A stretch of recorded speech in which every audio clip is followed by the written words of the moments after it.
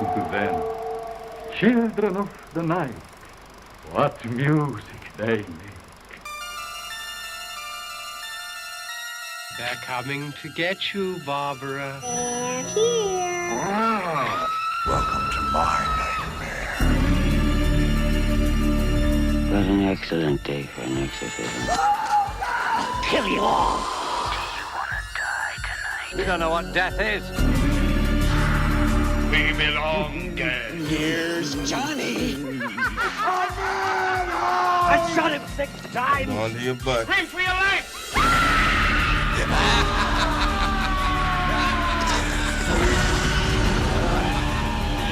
To a new world of gods and monsters.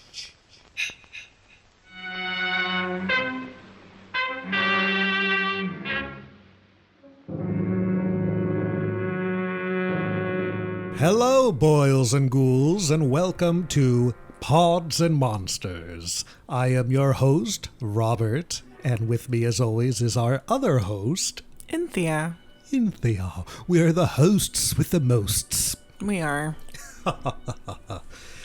And today we are going to go for a little walk. Where are we going? Today we are going to talk about a classic movie from 1932, one that has spawned several sequels and remakes and whatnot, and that is The Mummy. The Mummy. Is it dead or alive? Human or inhuman? You'll know. You'll see. You'll feel the awful, creeping, crawling terror that stands your hair on end and brings a scream to your lips. The Mummy, one of the classic monsters, Frankenstein, Dracula, the Wolfman, and the Mummy. Those are the big four. Mm-hmm. The Mummy always plays second fiddle to the others, I feel like. Well, I'm going to say right now, I can see how. Well, before we begin, what did you know about The Mummy beforehand?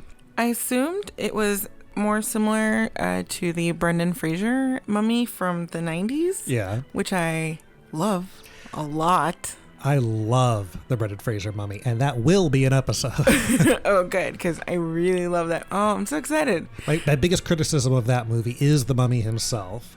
Okay. The CG, basically. Okay. If they had the Mummy in that movie... Sorry. we're turning it to the 1999 Mummy podcast now. But if they had the Mummy in that movie looking the way Boris Karloff did at the beginning of this Mummy, it would have been the best movie ever. Okay, I could see that. So pretty much people open up a tomb and it unleashes the mummy's curse. And then I put Emotep and a slow-moving mummy, and there's a museum involved. And that's all I knew that I could assume this movie was going to be about. That is the movie.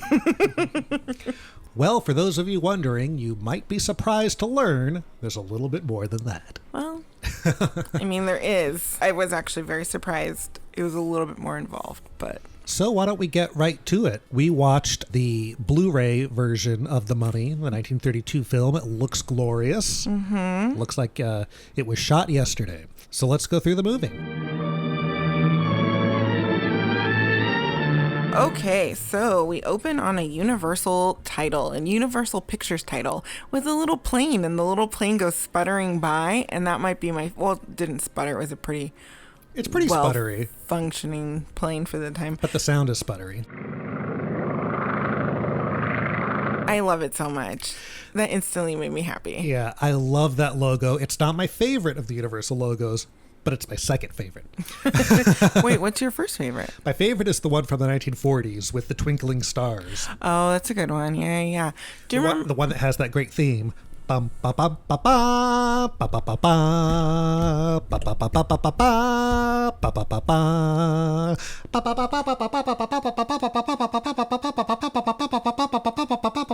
ba. Do you think that you're changing your tune at all during that 5 minutes pause? Because it was just one I know, continuous. It was a little long. So we open up on the cute plane, and from there we go into this really great opening credit scene, which is an amazing model of the Sphinx and the pyramids, and it says the mummy on it, and it's like on a turntable and it rotates. Yeah, they carved these models to be the opening credits. Does it still exist, do you know? Not that I know of. There's not a ton of props that would exist from these movies anymore. One of the things that really stood out about this movie was how amazing the sets are, the props, I felt that visually it was a really great movie. Yeah. I love so much about it. I love the costumes. I love the sets. I love the exterior shots. All the props were great and super detailed. Yeah. Not to say that it's not any less than any other movie, but this one stuck out to me as being so much more elaborate in that aspect, and then the story was a little lacking. Well, as we get more into it, we'll talk about the making of the movie, but a little bit of a tease is that the movie was inspired by King Tut's tomb being discovered 10 years earlier in 1922. And lots of the props that are in the movie were replicas of props found in that discovery. Well, they weren't props. Treasures found in that discovery. Artifacts. So yeah, and then the music that we hear while the credits are playing is Swan Lake again. The same theme from Dracula. Yep. And some familiar names, specifically Edward Van Sloan, his and Boris Karloff, obviously, Yep. are the two names that really stood out to me. And there's another actor that we have seen before. Oh? You didn't recognize him in the movie? No? David Manners, the male love interest, is the same love interest from Dracula. Frank? Yeah, he's the one that's... Did he have a mustache in Dracula? No. He does seem to be a little bit more mature and natural by the time we get to The Mummy, even though it's only a year later. Yeah, his acting greatly improved between the two movies to the point where I was not bothered by him. He wasn't shooing bats away, I suppose. Right. But he is playing basically the same character. Oh, and, yeah. And we'll talk about that as we go. There are a ton of similarities between this and Dracula. It's almost the same movie, it feels like. Actually, now that you bring it up, yes, Yeah. it is. Starting with the theme music. Yeah.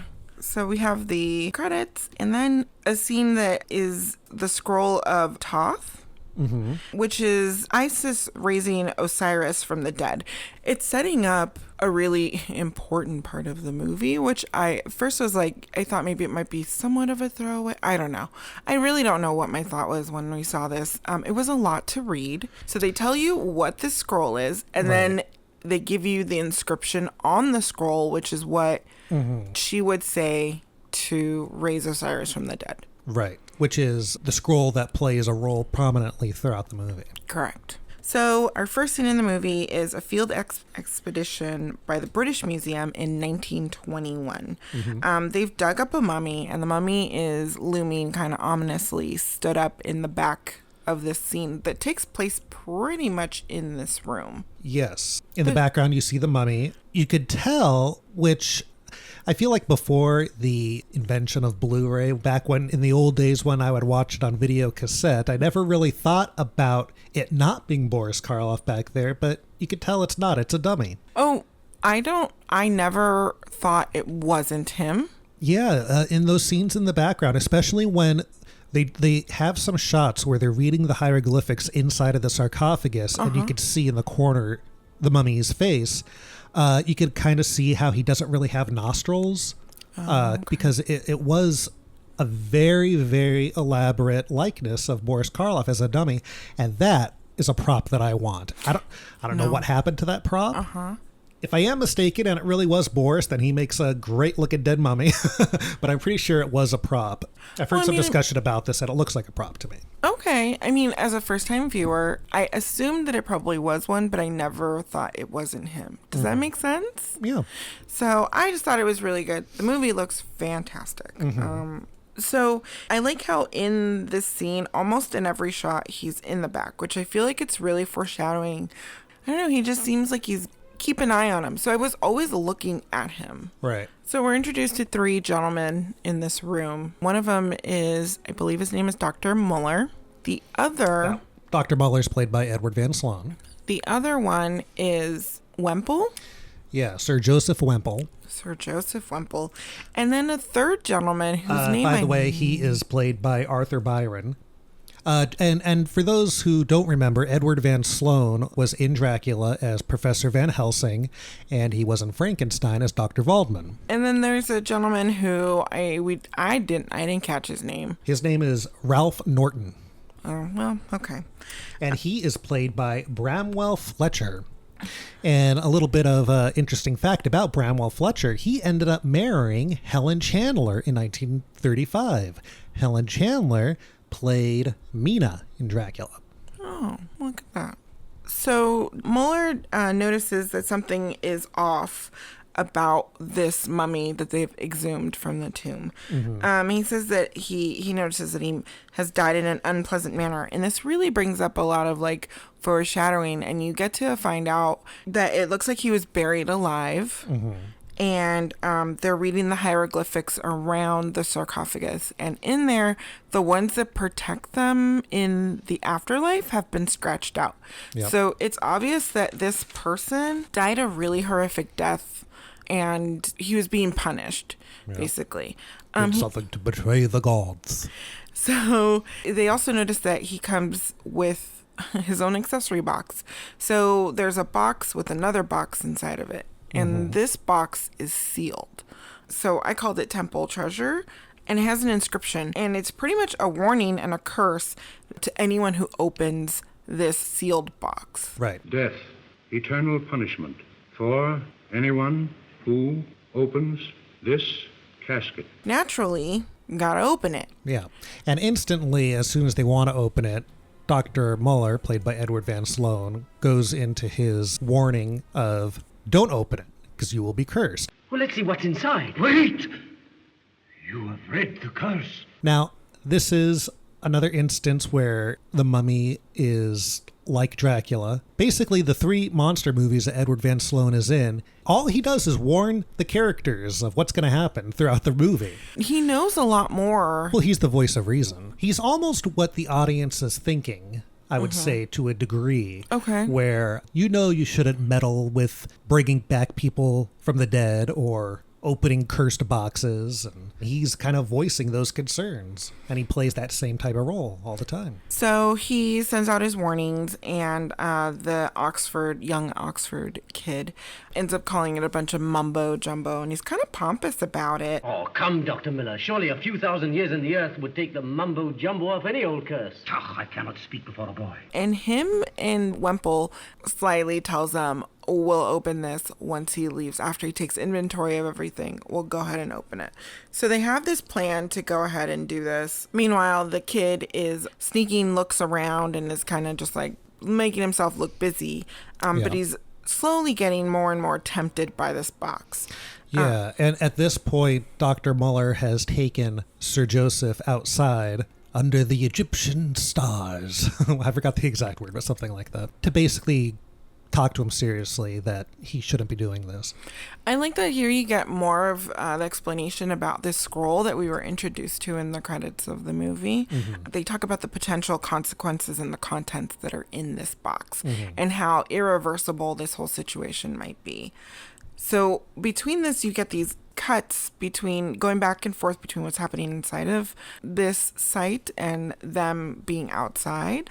And this kid opens the box, and in it he reveals the giant scroll. The mummy is like behind him, and he's out of focus. And I really like this shot because like the mummy seems a little big, but then he's also like tilted to the side, so he seems like he's kind of like cast back there, but he's definitely looming. Yeah. And he's not in focus. So the kid is looking at the scroll, and he ends up writing down some of the hieroglyphics and starts mumbling inaudibly. So you can't hear exactly what he's saying, but you know that he's saying at least some part of this scroll. Yeah, he's translating the ancient language. And so you end up seeing shots, which I really like this, the mummy waking up. And it's very, is it slow, methodical, discreet? It's just like his eyes just kind of pop open a little bit, and then his hand moves. Yeah, and you could very subtly see like the muscles in his mouth, they're starting to move a little bit. And it's not like a shock that he's come to life. It's just natural. He wakes up. And when his arms slightly go down, you see all the dirt and dust fall off of him. So good. The mummy walks over to the scroll, and you see the young man. He notices him, basically. Yeah, well, you see his hand reaching for the scroll, and when he's reaching for the scroll, he has this little piece of dirt that's stuck to the end of his finger. It's just hanging there, and I don't know why that always stuck out to me. It made the mummy seem so real and dirty. I almost feel like in a movie he would be too clean, maybe, or a Hollywood version of a mummy. But just seeing that little speck of dirt for some reason to me makes me feel like this is a real mummy here. The makeup for this is really great. It's one of the best. I probably, besides the Frankenstein monster, this would be my second favorite. Either this or Phantom of the Opera, maybe. Okay. Well, it's amazing. And for how elaborate his makeup is, I'm surprised we only get it for this scene. Yeah, it's barely in the movie. Yeah. I feel like perhaps the director, Carl Freund, wasn't expecting something to be that good, you know? Because I almost feel like, and maybe because Carl Freund was a sort of new director. I'm not sure if this was his first movie, but he was a cinematographer before this, and he had concerns about staying within budget, staying on time, and I wonder if a more seasoned professional director would have saw the incredible makeup and added scenes just because it was there, or shot it differently. Yeah. So his hand comes over to the scroll, and then he ends up leaving with the scroll. Meanwhile, this kid has witnessed all of it and goes from being terrified into this maniacal laughter, and then even making a joke about the mummy going out for a walk.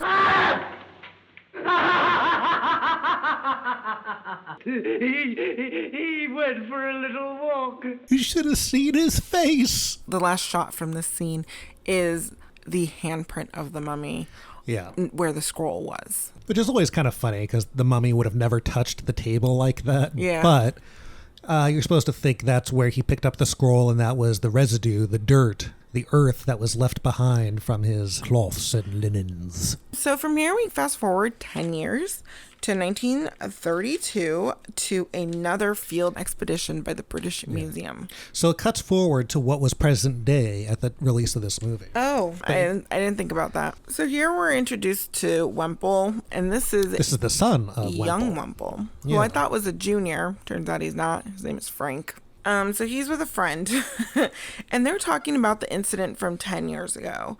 They end up mentioning somewhat casually that the young Oxford chap, as they called him, went mad and that he died. Died in a straitjacket, I believe. Yes. Wouldn't it have been something if that mad guy, Ralph Norton, shared a room with Renfield right next door? They probably did. Probably well... did. Well, who knows? They could have. So a man arrives to give them an artifact, and we find out that his name is Ardith Bay. Ardith Bay. And this is our friend Boris Karloff wearing a fez. And he's wearing a fez, and he has old age makeup to make him look very frail.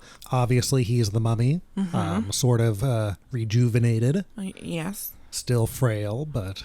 Yeah. Rejuvenated. Permit me to present you with the most sensational find since that of Tutankhamun. So he says that the artifact that he's holding is from a tomb for, I can never say her name. Ankhsenamun. I'm not going to be able to say this. All right. So he says that it's from the tomb of the princess Ankhsenamun. Oh, he also mentions that Egyptians aren't allowed to dig up their own dead, that they leave that to the museums to do. And I wonder if that's really the case, or Ardith Bay, also known as Imhotep, which is his original name. Ardith Bay is his alias. I wonder if he's just too frail and fragile to do this himself. Yeah, I'm wondering that too. I kind of wish that they elaborated a little bit more on this. So the men decide that they are going to cable Wemple's dad to let him know that they're going to go open up the tomb. Mm-hmm. So they all get together. They go over to the tomb. Well, they don't believe there's anything there yet. No, they're extremely skeptical. And so they have workers that are digging, and they find some steps. And I believe this is when Ardith Bay decides to leave. So they end up uncovering the tomb, and they find that it is sealed. and it's sealed with the seal of the jackal, I believe. But they're super, super excited about this find. So they uncover the tomb, they open it up, and everything goes to the Cairo Museum. And so now... it's the British Museum in Cairo. Yes. Yeah. So now they're exhibiting her tomb and all of her contents, and we find Ardith Bey looking at the mummy. Yeah, the mummy of Ankhsenamun. Yeah, so everything's open. You don't see her face because it's all wrapped up. And he's just kind I have a question. Yeah. Sorry. When we end up seeing later on in the movie, Imhotep being mummified, they wrap up his face. Yeah. When we're introduced to him at the beginning of the movie, his face is uncovered. Yeah, I thought about that. I don't know. I mean, is it possible for bandages to disintegrate? I mean, not to that degree, but maybe, I don't know, maybe I'm just nitpicking. I just wondered. I mean, honestly, it could just be a creative choice. I mean, real mummies don't really look like that. That's true. When they do show Ankhsenamun,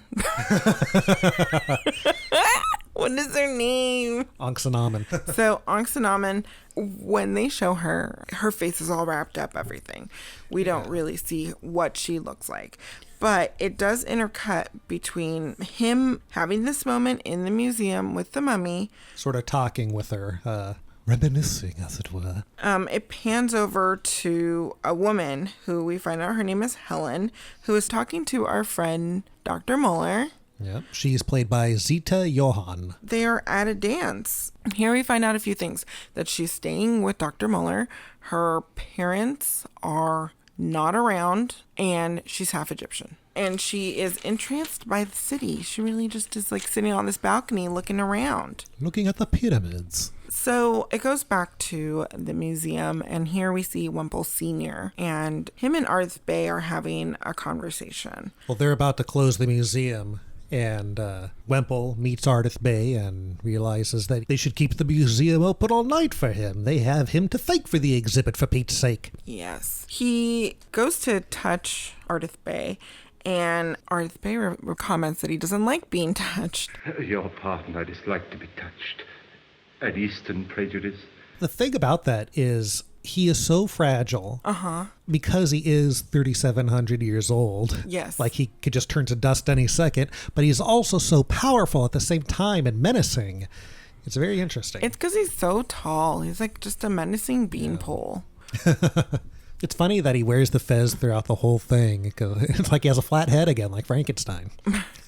So Wemple invites him over for evening talking and whatnot, and he declines. Like, Ardith Bey wants nothing to do with them. We also find out that because Ardith Bey helped them locate all of these items, everything has to stay in Cairo. Nothing can go back to the UK, can go back to the British Museum. Everything has to stay at this museum. And it seems to be somewhat of a sore subject. Yeah, I didn't realize that was because Ardith Bey helped them find it. Yeah, they were talking about how he plays, at least that's what I understood, which the theme I find with a lot of the younger people in this movie is, especially, well, they're all men. There's just one woman in this movie. They are there to get items for fame, notoriety, and perhaps money. They want something in exchange for this. And all of the older people, usually Muller, is like, this stuff will actually help civilization and us understand where things have come from, where we've come from, and are looking more in an educational benefit to it. And I thought that was really interesting, and I think it plays into a little bit more of the mummy's plan, that even if these gentlemen were to leave, he still has an infinite in quotation marks amount of time to be with all of this stuff and to do what he needs to do. So time is somewhat on his side. Except for operating hours of the museum. Yeah, except for that. The time is not. Get out, sir. So Ardith Bey is seen praying next to the mummy and chanting. And this is after the museum is closed and everyone left. Now, I assume they said that they should have kept the museum open for him, but he wasn't really allowed to stay there. They weren't able to, but he stayed anyway. Oh, yeah. It seems like he did. Especially because there's a whole incident with the guard, right? Yeah. So from here, again, we have another scene where we're going between two different settings. So we have Ardith Bay praying next to the mummy and chanting, and he's obviously reading from the scroll. Yep. To Helen. It intercuts to Helen, and she's at the dance, having a really great time, and she instantly becomes transfixed and heads to the museum. On her way to... She's in a trance the whole time. Yes. On the way back, she is chanting back in response to Ardith Bay chanting.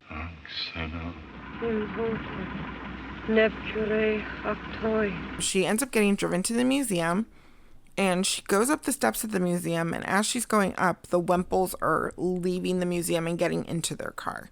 She tries to enter the museum and is pounding on the door, and they're like, what are you doing? And she ends up fainting and passing out at the steps of this.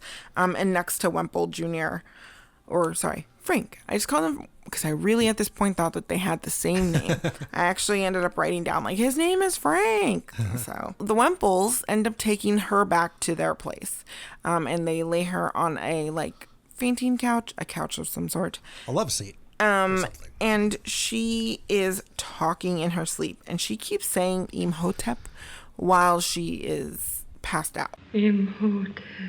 Yeah, she's saying Imhotep, and she is speaking the language of Egyptians long ago. Yeah, he makes a comment that the language had been dead for quite a while. Mm-hmm. And so we go back to the museum where we see a guard who finds Ardith Bay in the museum. It's actually a very creepy scene where like the lights go out, and then the guard has a flashlight and he shines it onto Ardith Bay, who is crouched over praying. And because of his like old man makeup, but then his eyes are really like, he's got this eyeliner to give him like those giant almond shaped eyes. He like turns around and looks almost surreal. Yeah. It's such a creepy scene. It's very creepy. I don't know why that stuff always scares me. When lights turn off and there's only a flashlight looking around and there's something really bright that appears, it's not a jump scare, but it's very eerie for some reason. It's unnerving, and you can tell that he is very deeply involved in this moment of trying to bring back like the love of his life. Mm-hmm. And his eyes are all wild, and he's almost like in this like primitive crouched over state. It's so horrible. Just when he turns around, it's like he's slightly grotesque, and you're just like, no. And I made a noise, and you went, what? And I was just like, oh, it's just so gross to see him just do this, because it's just so, I don't know, he just looks surreal, and I always end up getting freaked out by certain looks in people's eyes. And yeah. I will say that one thing about Boris Karloff in this movie, he's got some amazing eyebrows, and there's a lot going into those eyebrows. The combination of that eye makeup that he's got going, that's very unsettling. Well, Boris Karloff always has deep dark eyes anyway, but they are highlighted in this one to show that. And then later in the movie, you will see that they do the same effect that they do in Dracula with the little lights only on his eyes. I know, but this one, so in Dracula, it was like that slit that goes across his eyes. Right. Right. And in this, it just felt like it zeroed in right in his eyeballs. Like it was only the whites of his eyes that lit up. Right. And when he's talking to Helen later, it's a light turning on, and it just sort of happens in the middle of the scene, as opposed to Dracula, where it just cuts to a shot where his eyes are instantly lit that way. And again, same cinematographer, Carl Freund, directed this. Oh, it's so good. It's so, so good. So Ardith Bay ends up killing this guard off screen.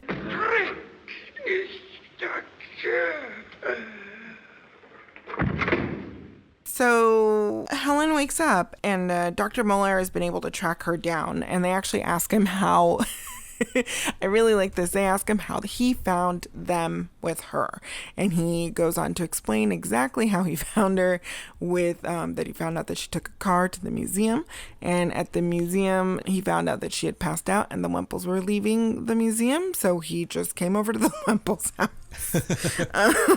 It was just really interesting to see them really add in kind of pointless stuff, but then it just gives you more of an insight into Muller, who I feel out of all of them is the more developed character. Yeah. Well, especially Wemple the senior. Mm-hmm. He's just scared and dopey eventually, almost. Like the mummy, Ardith Bay, refers to him like as a fool, and yeah, he appears weak. Yeah, he's ill-equipped for this situation. So Wemple Sr. and Mueller end up talking about Helen and what she's been saying. And typical fashion of these movies, some stuff just happens kind of suddenly. So I believe that Frank and Helen are talking about the tomb. So he ends up telling her about seeing the princess's sarcophagus, and that he instantly almost fell in love with her just as soon as he saw the likeness of her. And then he looks at her and he comments that she looks so familiar. We find out that the guard has been found and that he has died of shock. And the guard has the scroll. And meanwhile, Helen and Frank are still at the couch, getting closer and closer. And bam, they're making out. Oh, I know it seems absurd when we've known each other such a short time. Yep. They're in love. Are they, though? Frank just seems a little entranced. So in 1932, that's how you fall in love. Here's my theory going forth. Later on in the movie, Helen gets very desperate to get to Ardith Bay. I think this might be the start of that desperation, because she's very much under this hypnotic curse trance situation still. Even though she's woken up, she's been murmuring all about Ardith Bay the whole time. What is to say that she is not trying to seduce this poor dude into taking her to him? You could say that, but later on in the movie, you find out that Ardith Bay wants Frank disposed of. Yeah. If it was his plan for her to seduce him, to dispose of him, I wouldn't take it in that direction. I thought of it of just her trying to get where she needs to get to, and he's a means to get there. I almost thought that maybe he was being hypnotized, but then later on, the servant is hypnotized, and he's like straight up hypnotized. Yeah. So I just felt like there was something a little bit more between the two of them because it was just so sudden. But then again, these movies are an hour and 15 minutes. We don't have time for this. Get right to the meat. Make out right now. I would agree with you that could be a theory, but I think that's just the way the movies were made back then. Okay. So Mueller and Wemple Sr. Know that she's cursed, and they're talking about her in the study. Yeah, and then the servant has the scroll and brings it to them, right?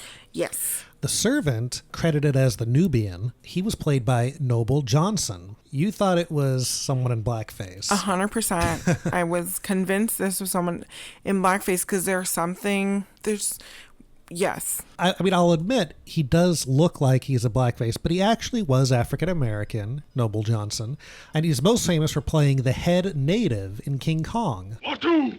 Comedy! Comedy! Come on, Skipper.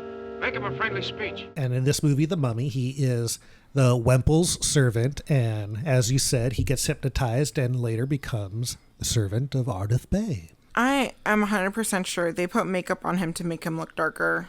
He could pass for various nationalities. Like, he could be anything. Well, he could have been various nationalities. Yeah, for sure. So they're in the study, and you see them kind of try to figure out what to do with the scroll. Ardith Bay shows up, and he hypnotizes the servant. He also wakes up Helen, and he's claiming that he's there to see Wemple.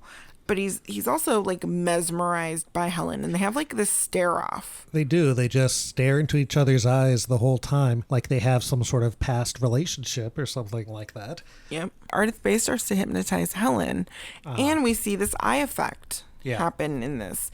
And it's always just this very close-up scene of his face, and the eyes slowly light up, but they're just these huge, ominous eyes. Yeah, that's the best shot of him in the movie. It's a classic shot, and they reused that shot 2 other times besides this time. Yes. So the dudes show up, and Mueller knows what's up with Bay, and he knows that Ardith is trying to hypnotize Wemple at this point. I think at this point, Mueller knows that he is the mummy. Mm-hmm. but he's trying to get him to admit that he has something going on with it. And he shows him artifacts, including a picture of himself as the mummy. Yes. Now, this scene is exactly like in Dracula when he shows him the mirror. Yeah, it is. Like you expect Ardith Bay to slap that picture out of his hand, you know? He says, but why do you show me this stuff? And then, because he's being interrogated, Ardith Bay is getting angry. Mm-hmm. And he says he wants the scroll back, that it's his. He very easily gives that up. He's like, well, I want my scroll. Well, he says that he got it in an auction or something like that. And when he's not getting what he wants, he starts to put a curse on the older Wemple. Never. We had foreseen this. The scroll is in safe hands and will be destroyed the minute it is known that harm has come to us. I thought that was so good when he starts doing that. And then I love when Edward Van Sloan says, if I could get my hands on you, I'd break your dried flesh to pieces. Muller comments that his power is too strong, and Bay ends up leaving. Muller ends up suggesting, or actually just telling Wemple that he needs to burn the scroll. He's like, just burn it. Again, this is like Dr. Waldman telling Dr. Frankenstein you must destroy the monster. So we end up seeing, I'm going to call it Ardith Bay's like lair, where he has this big old jacuzzi. Yeah. It's actually like a seeing pool, right? What are it's a pool. Called? It's a pool. But there's like a term for it where he's like looking, is it a seeing pool, a vision pool? It's a magic pool. So we see Ardith Bay looking into this pool, which I really like the effect of this giant pool. I think actually later on it has more of a foggy effect happening with it. Yeah, later on's the great effect. But here he's looking at the men pull the scroll out of a hiding place. So he knows that they had it the whole time because they had told him that the scroll was taken away by someone. Right. And turns out, nope, it's in their study. It's in there. And so Wemple, who's alone in his study, is trying to burn this scroll. There's a bunch of dramatic music, and it cuts to Bay basically crushing his heart is what I took it as. He's chanting, putting a curse on him from afar and watching the effect of it through the pool. He keels over and he ends up dying. The hypnotized servant comes in, collects the scroll, and puts newspaper into the fireplace and burns it to fake the scroll being burnt. Which is very smart of him. Most of the time you'd think they would just take it and leave, but he had the thought they have to believe that he got to burn the scroll and they won't be on our trail. Yep. Unfortunately, Dr. Muller is too smart for that and later examines the ashes and finds out that it's only newspaper. Yep. And the scroll is made of papyrus. Meanwhile, here's good old Frank saying that he doesn't think that Ardith is the mummy.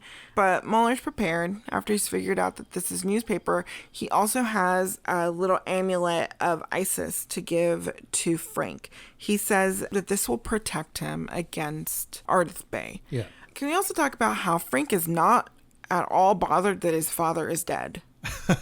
Yeah, he's not really. He's more concerned. Well, he was, but then they brought up whether Helen likes him or not, and he was like more into that. He's like, well, what am I talking about?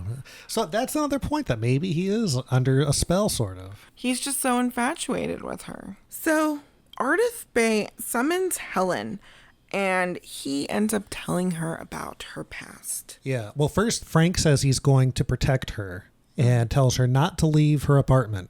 Mm-hmm. And someone will always be around. Well, she managed to leave, and she took her dog for a little walk. I know. She did take her dog. Yeah, she was on the phone. She's like, I'm never going to leave. And then like 2 seconds later, she was summoned, and she's like, gotta go, and takes her dog out. Yeah, and she heads straight for Ardith Bay. Yep.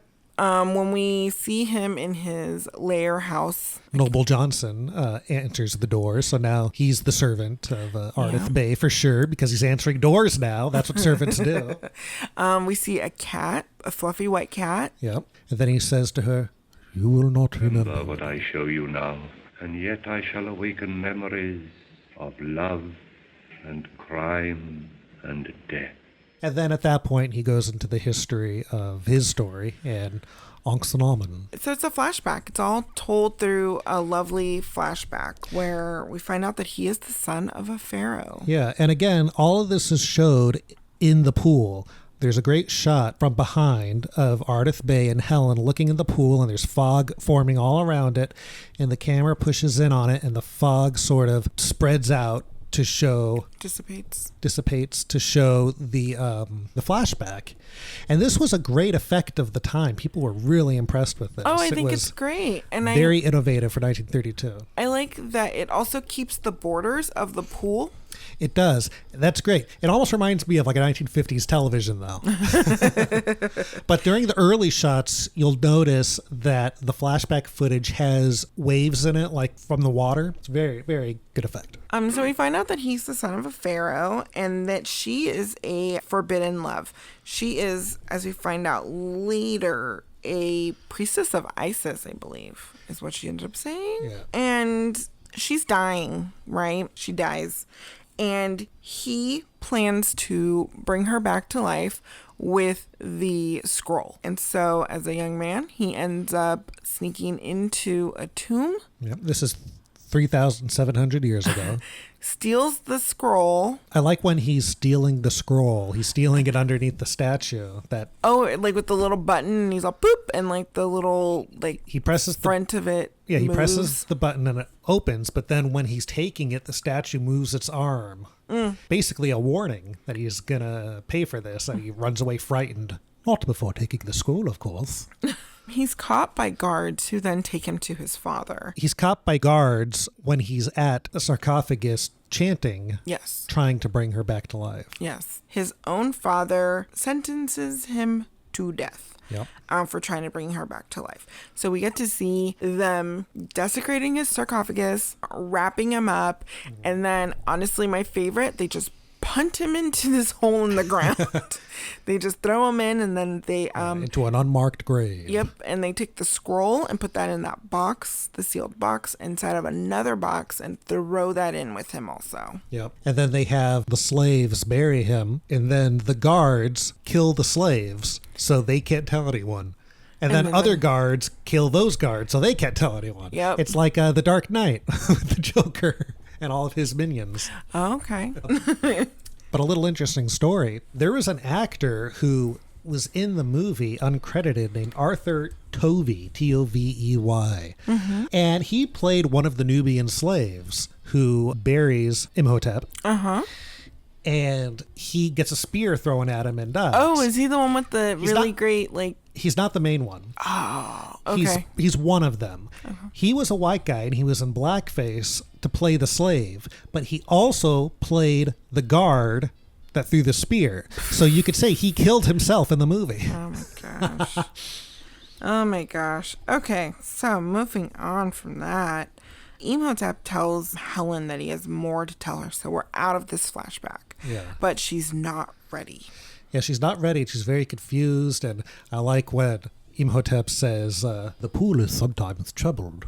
This fluffy cat hisses. And then we find out that the cat kills the dog. Yeah. It's crazy. The dog whimpers, and then later Helen goes back to Frank and is explaining why she left. She just wanted to go out, and she took the dog with her. And he says, well, where's the dog now? And says the dog whimpered, and she found him dead with the cat on top of him. Which is crazy. So Helen and Frank end up talking about what happened, and Frank tells her that he loves her. Helen, I love you. I'm trying to help you, protect you. We all are. Again, Frank is very one track in this whole movie. Helen? Oh, what's he done to you? This is a very exhausting and physically tolling thing for Helen, and she is bedridden. And while she's bedridden, she's being summoned by Imhotep. And she keeps trying to convince any of the nurses or any of the help that are around her that she needs to go. Like, help me. Dracula, Helen does, or Nina does the same thing. Someone's like, here, have this wolfsbane. Mummy hates wolfsbane. She knows that if she keeps resisting him, she's going to die. Like, this is just taking everything out of her. Yeah, basically, the curse that he's putting on her is she's ill, she's weak, she cannot feel normal or like herself unless she makes her way to him. Yes. And so Mueller is there and he's like, well, then just go. Just like go to him. And because he has a plan. He does have a plan. So he's like, just the next time that he summons you, go.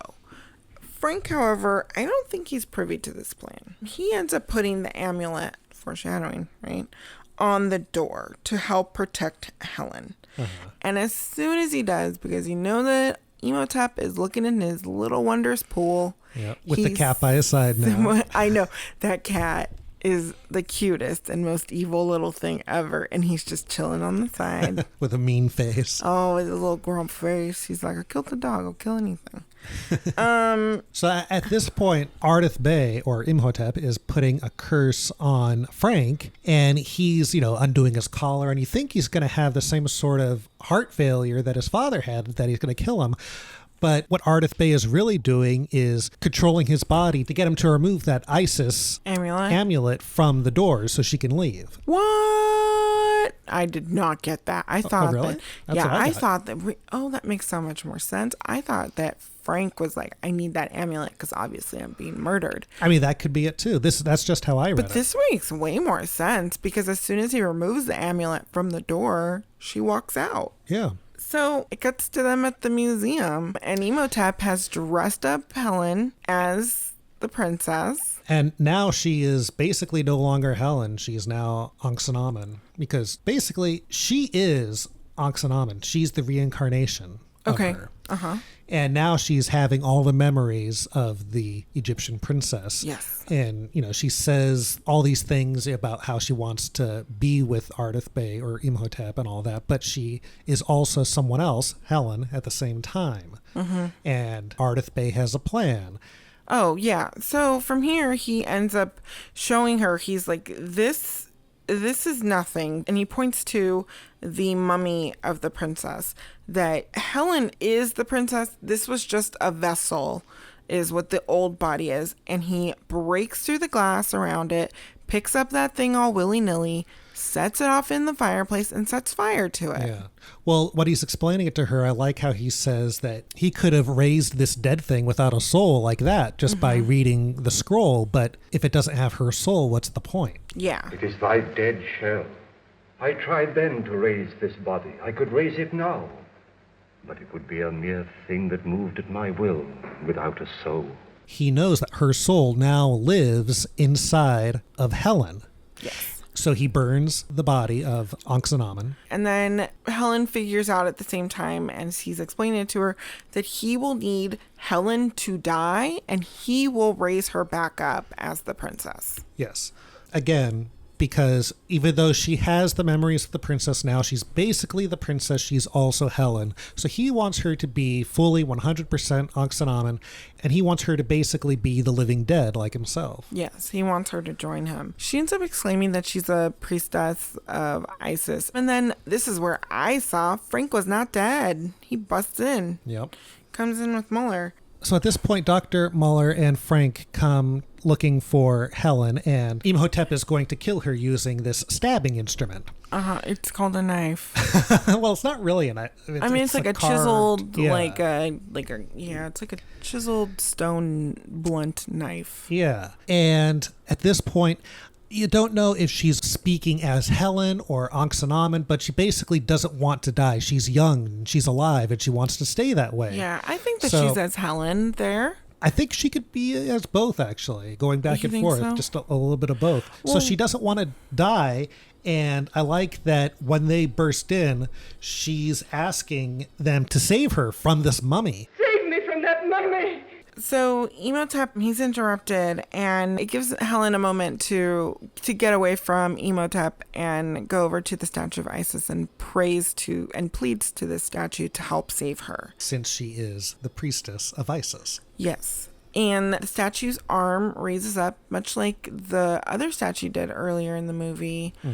And it has an ankh in its hand. Yes. And it sets the scroll on fire, which, since the scroll brought back the mummy to life, would naturally kill the mummy. Yeah. And kills the mummy. I wonder if Sir Joseph Wemple was to succeed in burning the scroll if that would have killed Imhotep. Yeah, early on. Yeah. Yeah, probably. Yeah. So Isis does the job. Imhotep becomes more mummified like he did at the beginning of the film and ends up being a skeleton and collapses. Which I thought was a great effect. And then Frank is able to, I guess I'm going to say snap Helen out of it, but bring Helen back to him with his love. Helen, come back.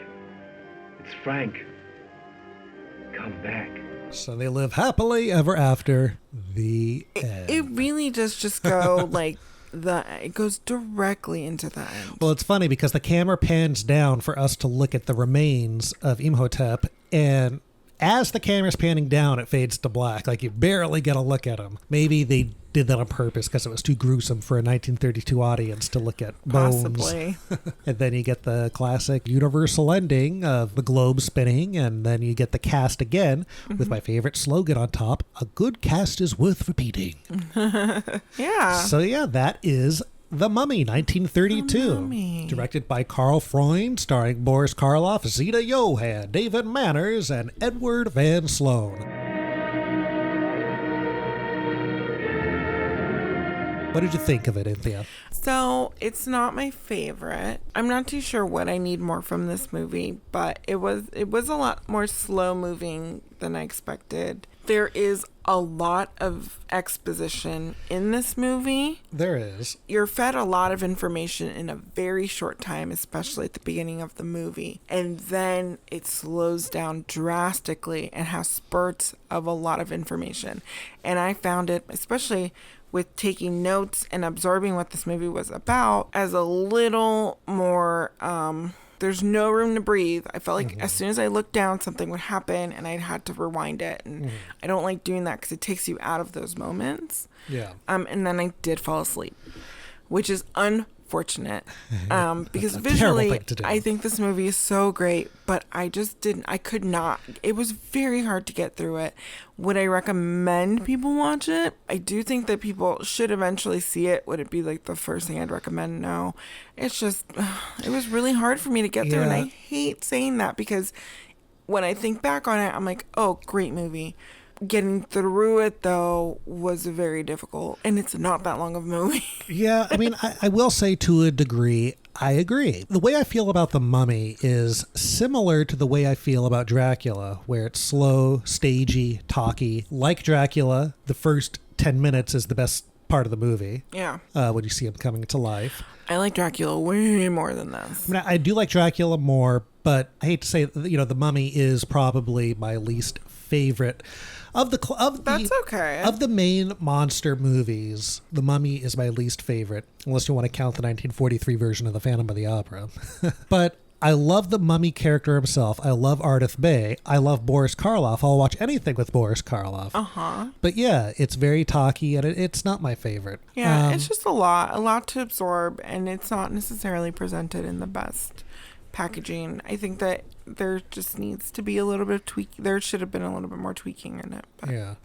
The Mummy himself looks incredible. It's one of Jack Pierce's best makeups. He really does look so great. In the Frankenstein episode, I talked about how I would watch Frankenstein with my grandma when I was very little. The Mummy was another one that we would watch, and I remember watching those 5 minutes, when he went for a little walk, vividly as a toddler. That's all I remember. I must have fallen asleep right after that scene. Probably. Every time, I would guess. I even remember wanting to watch it, but only up to that scene. Because also as a kid, when you're watching these monster movies, you want to see a mummy, and the mummy is only in it for 5 minutes. Ardith Bay is not a mummy. He's just a wrinkly guy. Yeah.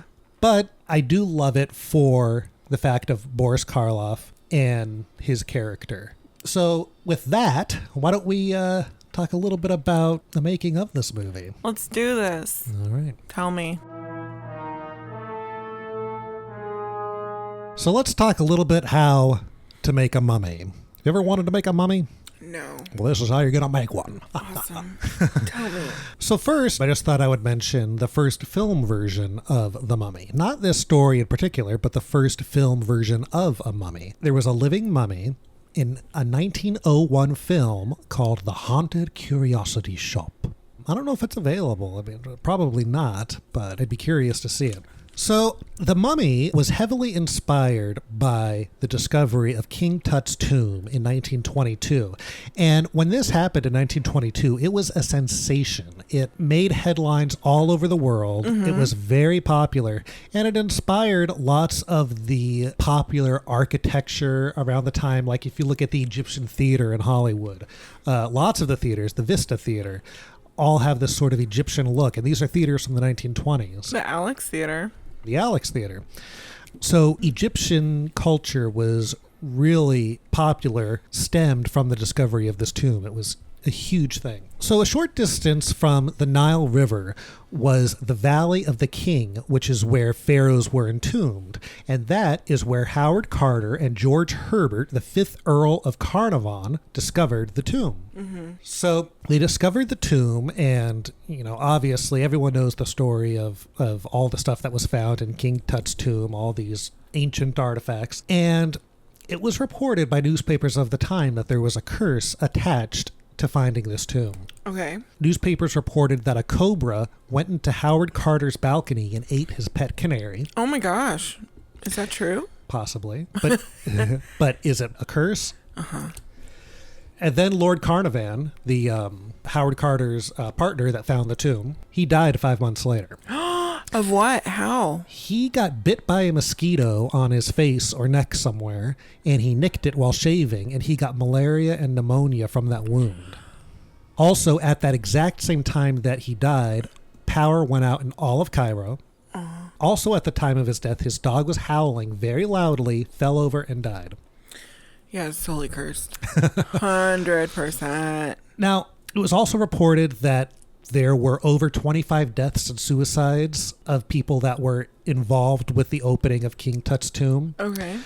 When they say 25 deaths or suicides, basically, if there was someone, you know, if there was a digger and their sister's boyfriend's cousin died, they would consider that part of the curse. You know, oh, well, like, that does... So newspapers really pushed the idea of this curse further than what it really was.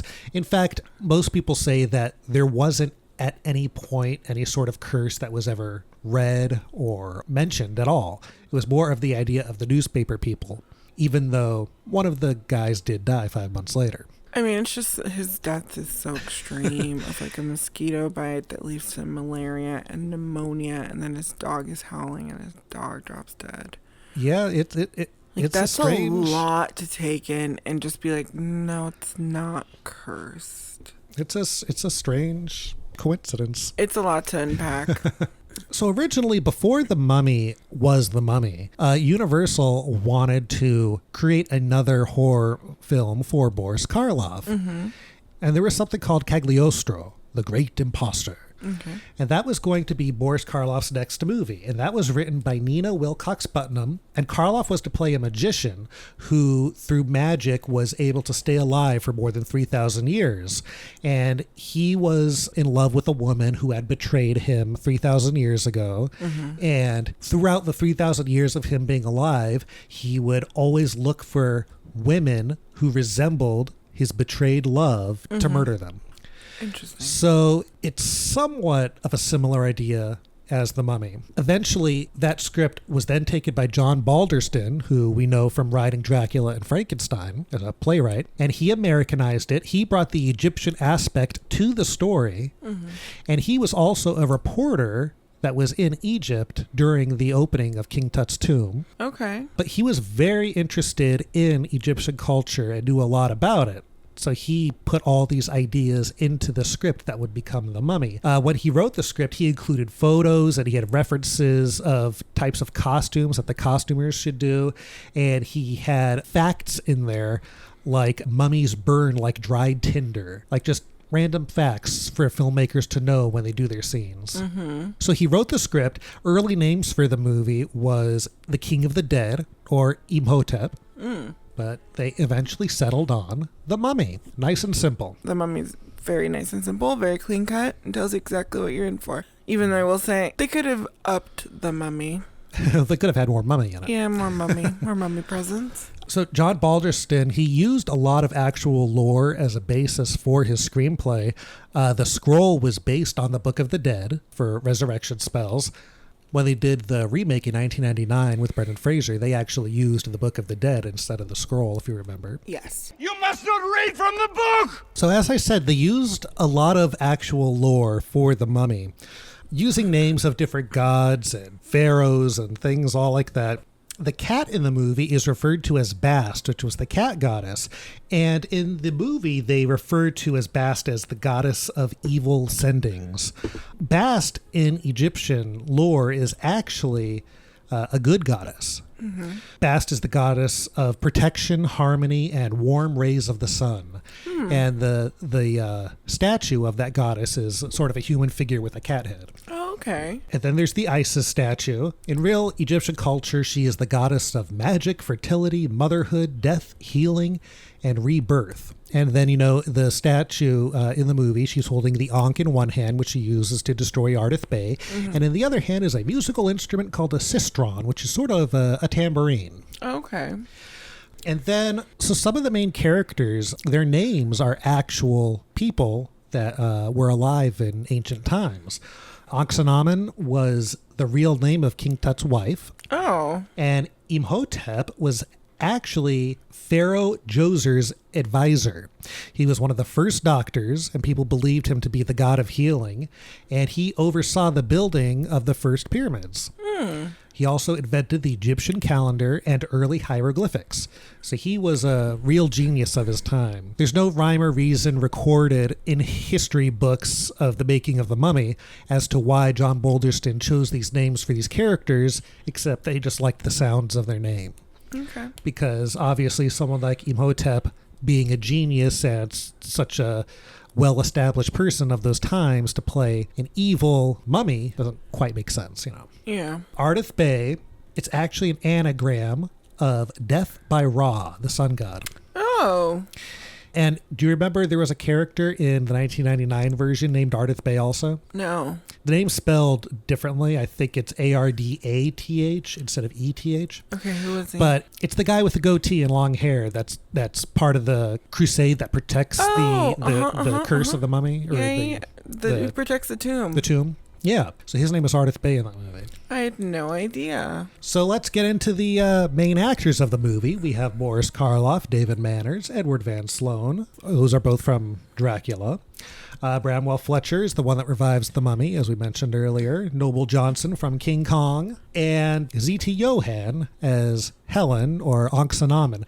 When John Balderston was writing the script, he knew that this was going to be a hefty part, and they needed a good actress for this part. And his first suggestion was Katharine Hepburn. Oh. But Katharine Hepburn had moved back east by that point, so she was out of the running. But she could have been the star of the mummy. That would have been interesting. Boris Karloff got paid $750 a week for his role, which is pretty good for the time. How many weeks? I think the movie only took about 23 days to shoot. Wow. So they cast Zita Johann to play Helen, and she was really perfect casting. Besides looking like she could be Egyptian, she had mystical experiences herself, and she was a devout believer in reincarnation. Oh. When she talks about her acting style and how she gets into character, you could see how she thought. She's quoted as to saying, "To me, the theater was related to the spirit. I always demanded the truth of myself as an actress. That was my creed. To me, acting was dying unto the self, the becoming of another person. Before every performance, I sat alone in my dressing room, said my prayers, died unto myself, and became my character." So she would believe that she would sort of embody all these characters that she were to play, and that's kind of what she's doing in The Mummy with reincarnation and going from Helen to Ankhsenamen. The film was directed by Carl Freund, who we have talked about in the past as the cinematographer of Dracula and Metropolis and The Golem. Mm-hmm. He was also known as Papa. And, he invented the Norwood light meter, the light meter that pretty much all cameramen use these days. Oh, really? So he was a great cinematographer. Not sure about a director, though. Yeah. And according... Did he direct anything else aside from this? He did a few other things. He did a movie called Mad Love with Colin Clive and Peter Lorre, which was really good. Huh. But according to Zita Johann, he was very unpleasant to work for. Oh, really? As I told you, the movie took 23 days to shoot, and Carl Freund was always worried about staying on schedule, and he took it out on Zita Johann. One time, he told her that she would perform nude from the waist up. And he did that because he wanted her to throw a fit so she would delay production and have an excuse as to why the movie's taking longer, so he could use her as a scapegoat instead of his own issues. That's ridiculous. But to his surprise, she said, okay, I'll do that if you could get it by the censors, and that kind of shut him up. Called his bluff. Yeah. And then remember in the movie when she's walking the dog, she's kind of wearing this black suit dress. Uh-huh. Well, before they filmed that scene, Carl Freund told her that he didn't want that dress wrinkled, so he wouldn't get her a chair or give her a chair. So she never had a chair in the movie that had her name on it. And her publicist, I think, or someone said that they were going to get it for her, and she said no. But he made her stand for 2 days so she wouldn't wrinkle her costume. Wow. Then she did the pool of memory scene. She was so exhausted and she passed out on the set during that scene. Now, there was a whole deleted sequence that they were going to do. Mm-hmm. A whole reincarnation scene. Okay. And in this reincarnation scene, Helen, or Ankhsenamen, was shown as her reincarnated self throughout history. Okay. So you would see Zita Johann as an 8th century barbarian queen committing suicide rather than be taken by Viking hoarders. Okay. Then it would cut to her as a medieval lady of the court. Then it would cut to her as an aristocrat of France, and then as a 13th century noblewoman. And finally, she was going to be a Christian martyr who was to be fed to the lions. Now, this scene of her being fed to the lions, Carl Freund made it so this scene was going to be the last thing to be shot. Was he going to have her killed by these lions? Well, she showed up to set, and there were a bunch of empty cages around. And everyone else came to set. Carl Freund, cinematographer, everyone else, they went in the cages. And she was to be outside of the cages and act with these hungry lions. Oh my gosh. They did it on the last day because if something were to happen, her scenes were already filmed. Now, because she was so exhausted with the whole filming process already and just annoyed of everything, she didn't care what happened to her. So she just did it anyway. The lions looked at her and paid her no attention because she was just a sad bag of bones, as she said. Just exhausted. Unfortunately, after all that, they cut out the whole sequence anyway. That's ridiculous. I'm sorry. I'm just really mad at how crappy this man treated her for no reason. Yeah. Other than the fact that she was the lead woman. Yeah, and, she hated the experience so much, and she didn't even really want to be a Hollywood actress. She was a Broadway actress, but there's more money in Hollywood. So after this horrible experience, she told Carl Laemmle Jr. to drop her option, to not put her on contract, to not put her in a movie again, basically. Mm-hmm. So filming of The Mummy began in early fall of 1932, and in advertising material, this is the first time that they referred to Boris Karloff as simply Karloff, or Karloff the Uncanny. And reviewers of the time said, he is now officially Karloff. Gone is the Boris to that mysterious land where first names go, probably walking hand in hand with Greta, formerly part of Garbo. So Karloff on the set, Karloff was a big animal lover. He loved dogs. Aww. And he became great friends with Wolfram, the German Shepherd, and the White Cat. Oh, wait, what was the name of the white cat? I don't know. They call him Bast in the movie, so Yeah. I don't know what his real name was. So why don't we talk about how Jack Pierce made The Mummy?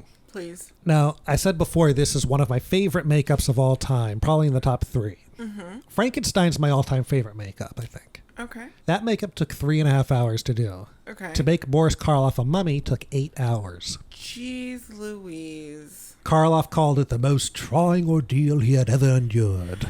So, if they did that makeup for 8 hours, how long did it take them to do or to shoot that scene? Because it's only one scene in the movie. Yeah. I don't know if they did it for more than one day or not. I know they were up to like 2:30 in the morning filming, Okay. and they probably started at like the crack of dawn, you know. Yeah. So it's probably like a 24-hour event, I would imagine. So Jack Pierce, the first thing he did was he pinned back Boris Karloff's ears. Okay. Then he would dampen his face and cover his entire face with thin cotton strips, and then he would put collodion over the cotton. What's collodion? Collodion is kind of a liquid substance that you put over the makeup it basically made the wrinkles on him. Oh, okay, I know what it is. So it's like a liquid, and then it like it'll grab the skin and contract it. Yeah, basically the way that it works is Jack Pierce would take a piece of Boris Karloff's skin, he would stretch it out. Mm-hmm. Then he would put the collodion on, and then he would use a hair dryer to dry it. And then when he would let the skin go, it would make all these wrinkles on him. Yep. And then it would settle in the crevices of his face. Okay. And then he secured the cotton on him with spirit gum. That whole time, during the 8 hours, all Boris could do to relax really was smoke. And he couldn't talk when he had that makeup on. It sealed his mouth shut, basically. Uh-huh. So he would always have to motion for a cigarette, and he could never ask for one. Then Jack Pierce, he would slick back Boris's hair and covered it with beauty clay. After it would harden, Pierce would carve cracks into the hair, and he would pour some sort of fluid in it to suggest a serrated effect, apparently. Okay. Boris's face is done. His hands were done in a similar fashion. Okay. And then Jack Pierce would wrap Boris Karloff up with 150 feet of acid-rotted linen. He passed the linen through a hot oven to make them look even more decayed. Mm-hmm. Probably was nice and warm. Wow.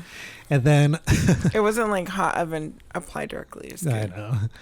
And then he would take the linen and he would tape it to Karloff's joint so he could still move his arms and legs and all that. And then after he had the whole makeup on, Jack Pierce would dust Karloff with Fuller's Earth, which is basically dirt. Mm-hmm. And that's when he moves, you see the dirt falling off of him. So after this whole 8-hour process of creating the mummy makeup, Jack Pierce, he forgot something in the costume.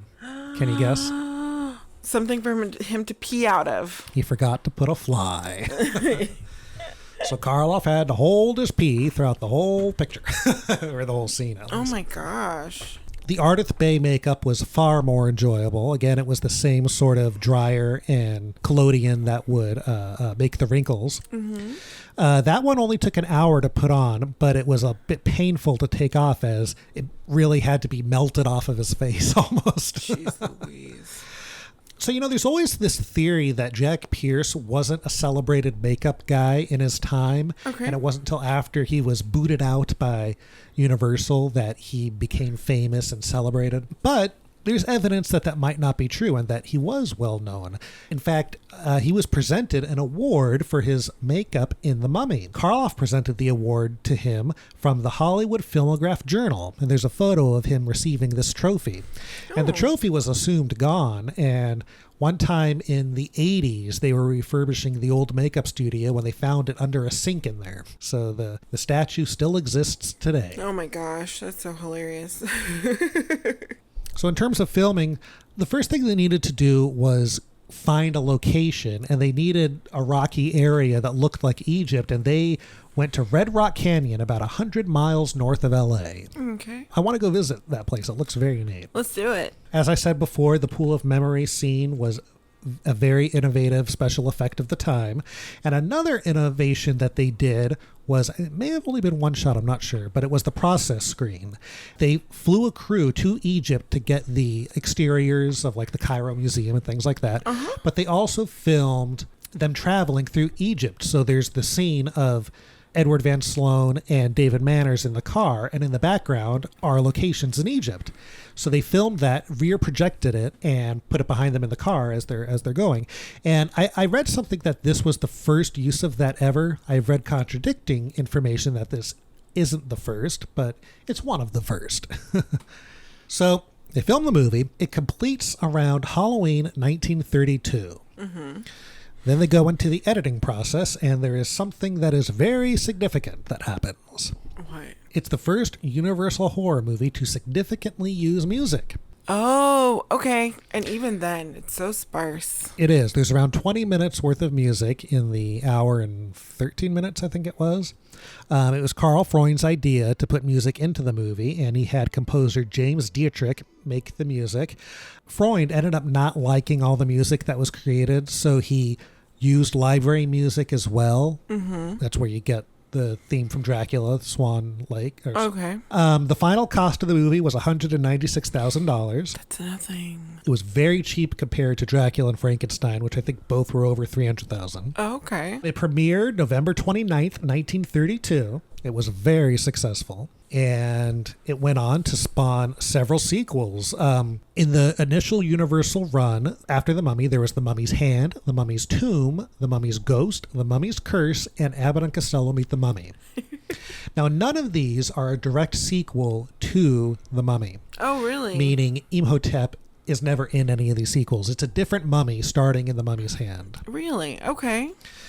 But it still spawned those sequels and made The Mummy a classic horror character that we all know today. And we have 2 remakes, the 1999 Brendan Fraser version and the Tom Cruise version that came out a couple of years ago. I'm not saying that Mummy with Tom Cruise was good, but I'm not saying it was bad. Yeah, it was okay. It was different. Perhaps someday we'll talk about that. But that's the story of The Mummy and how it was made. Very nice.